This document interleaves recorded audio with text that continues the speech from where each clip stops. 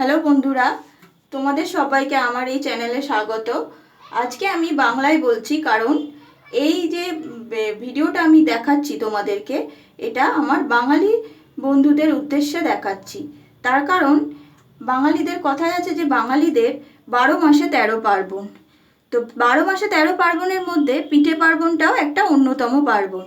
তো সেই জন্যে আমি আমার এই কিছু রেসিপি দেখাবো যেগুলো পিঠে পিঠে বানানো, সেগুলো বাঙালিদের উদ্দেশ্যেই, তাই আমি বাংলায় বলছি। তো বাঙালিরা যতই আধুনিক হয়ে যায় না কেন, পিঠে খেতে ভালোবাসে না এমন বাঙালি খুব কমই আছে।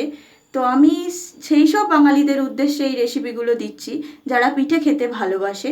তো ভিডিওটা দেখার আগে আমার চ্যানেলটাকে সাবস্ক্রাইব করুন, ভিডিওটাকে লাইক শেয়ার করে দিন, আর সাবস্ক্রাইব করার পর বেল আইকনটা প্রেস করে দেবেন। তাহলে আমি যখনই কোনো নতুন ভিডিও দেবো তাহলে আপনারা সাথে নোটিফিকেশান পেয়ে যাবেন। তো চলুন দেখে নিই পাটিসাপটা বানানোর জন্যে কী লাগছে। আজকে আমি বানাচ্ছি পাটিসাপটা।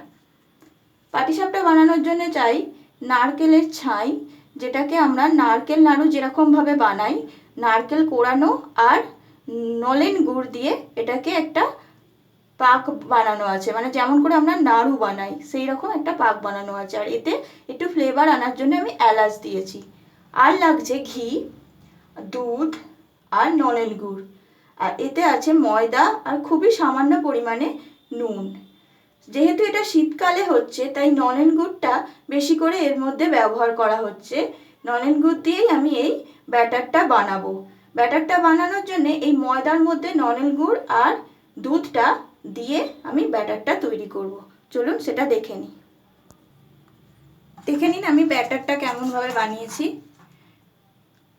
এইরকম একটা ব্যাটার তৈরি হবে দুধ, নলেন গুড় আর ময়দা দিয়ে। আমি গ্যাসের মধ্যে চাটু বসিয়ে দিয়েছি গরম। তো চলুন দেখে নিই কেমন করে বানাতে হবে।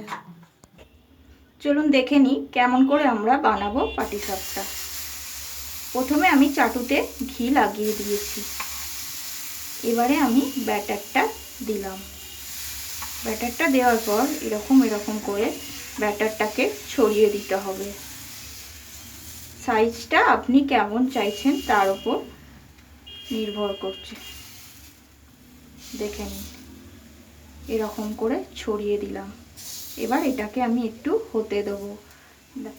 এর ওপর পুরটা যে আগে থেকে বানিয়ে রেখেছি সেটা দিয়ে দেবো এইভাবে।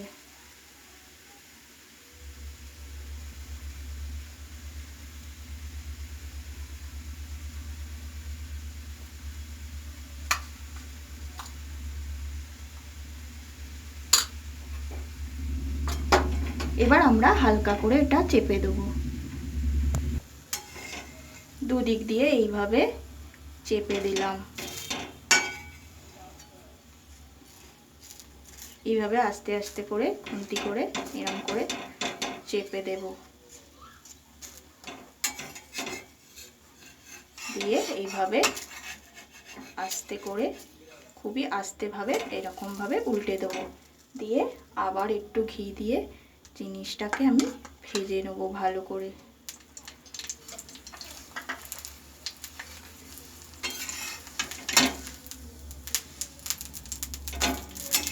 খুবই হালকাভাবে ভেজে নেব।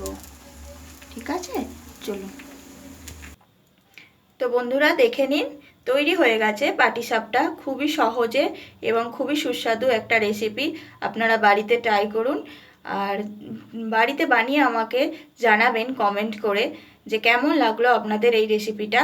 আর যদি চান আরও ভালো ভালো রেসিপি পেতে তাহলে আমার চ্যানেলটাকে সাবস্ক্রাইব করে নিন, ভিডিওটাকে লাইক আর শেয়ার করে দিন। আর যদি পারেন তো সাবস্ক্রাইব করার পর বেল আইকনটা প্রেস করে দেবেন। তাহলে আমি যখনই কোনো নতুন ভিডিও দেবো তা আপনাদের কাছে সেটা পৌঁছে যাবে। তো আজকের মতো এটুকুই। আবার দেখা হবে অন্য কোনো ভিডিওতে অন্য কোনো রেসিপি নিয়ে। তো আপনারা জানাবেন কিন্তু যে আপনাদের এই পাটিসাপটা কেমন লাগলো। ঠিক আছে, তো আজকের মতো এইটুকুই। টাটা।